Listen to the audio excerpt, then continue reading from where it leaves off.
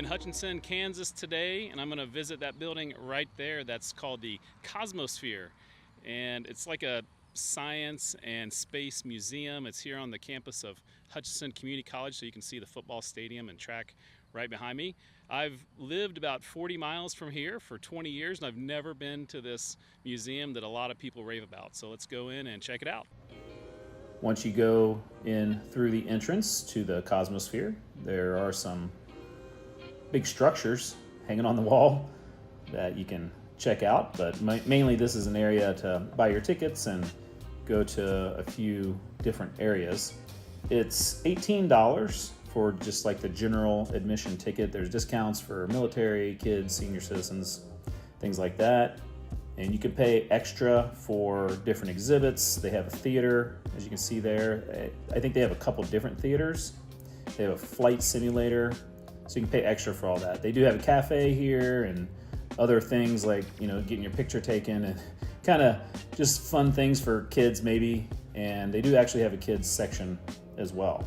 So it's definitely family friendly and really interesting to check out. So there are 13,000 spaceflight artifacts, and throughout the museum it's a mix of real and models and replicas, and everything is historically accurate. So if you see even a replica, it's historically accurate to what the original was. And so when you're walking around, on the top floor there's a lot of educational things besides obviously really cool historical artifacts. So it's a mixture of looking at really interesting stuff the whole time, but then you can just learn for hours and hours and hours. Really interesting history of how the museum started here. You wonder, why did this big museum, significant museum of spaceflight happen in Hutchinson, Kansas? And it originally, in 1962, started from a planetarium on the Kansas State Fairgrounds. Hutchinson is where the state fair is located, so it started as a planetarium and then expanded into what it is today. So now we're walking down stairs, I guess you'd say, to the first floor or the bottom floor. And there's the kids section, so kids have kind of their own area that's a fun space. So before you get into like the space race, gives a history of like rocketry and the history of how Germany was developing these things. Obviously these were developed for war, and if you're a engineering type person, definitely would be a fascinating place for you to learn all about the history of rocketry and then how that developed into space flight. So a lot of very interesting historical artifacts down here in this section.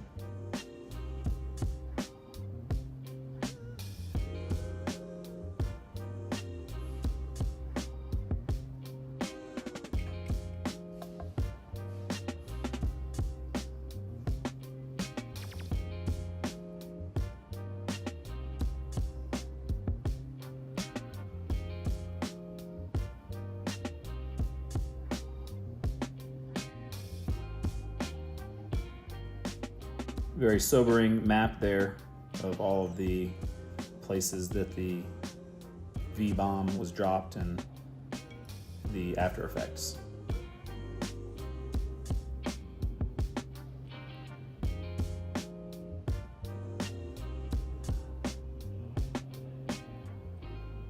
So now that we're through World War II, we get into the space race, and this is a very interesting section.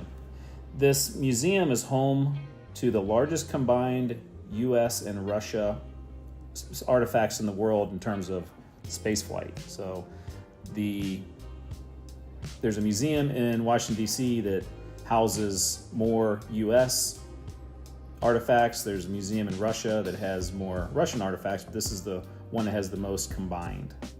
And this is a Smithsonian affiliated museum. So sometimes things get shipped here from there, or they work on things here and ship them over to the Smithsonian. So a lot of great partnerships have been developed with the museum through the years. The early days of the space race for me was really interesting, and how they used animals and how often those flights were unsuccessful.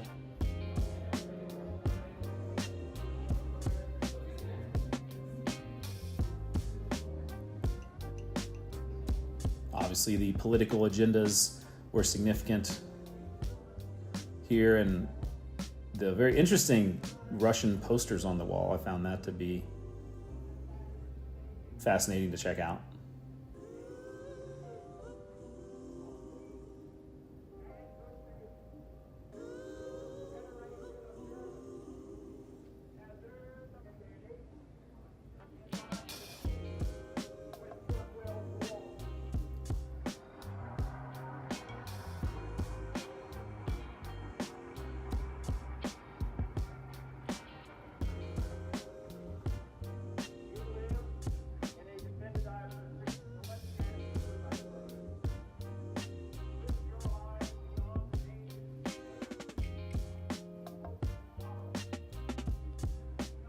As we get a little further in here, they have a lot about the Soviet spaceflight missions, and it's easily sought out in the red rooms, and then the American versions are covered in blue.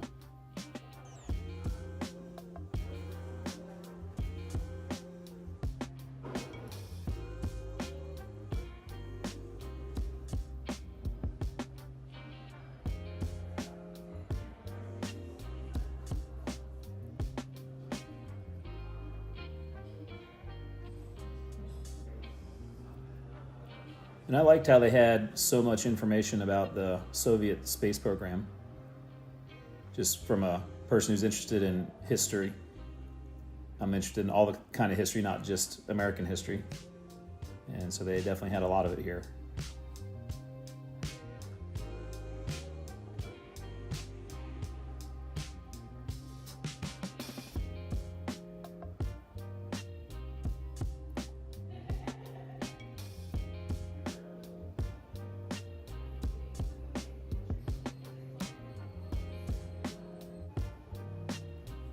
And then over to the United States again, and their early successes, and obviously eventually winning the race to land on the moon.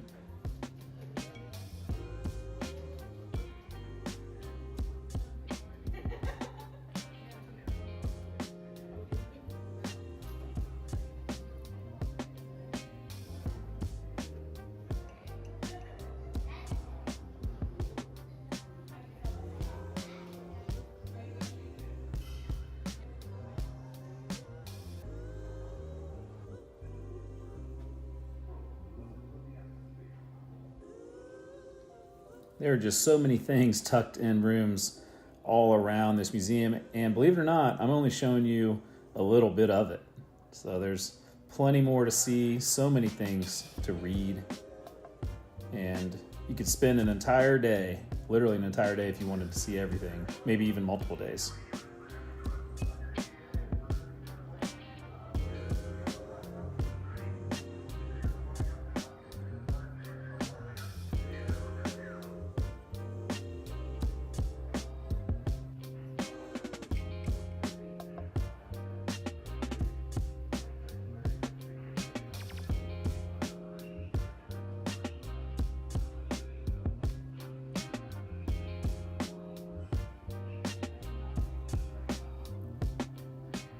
Famous Apollo 13 mission that they made a really good movie about. If you want to know what it would be like to kind of sit in one of the structures, this would be it.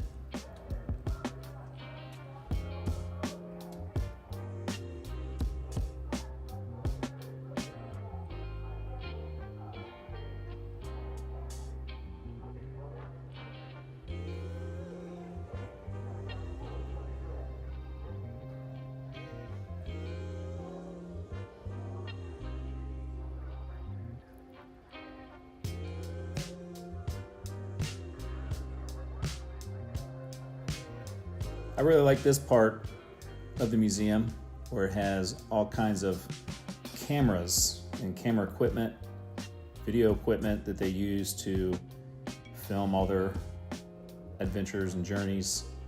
Obviously, as someone who's doing YouTube, the technology is fascinating to see how this stuff worked and what they were using.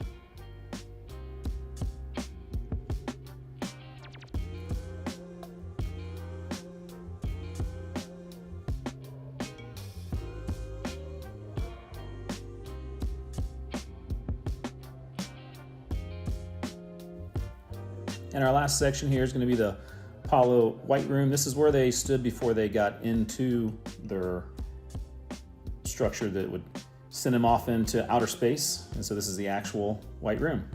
So I hope you enjoyed that tour. If you're ever in Hutchinson, Kansas, is definitely highly recommended place to visit.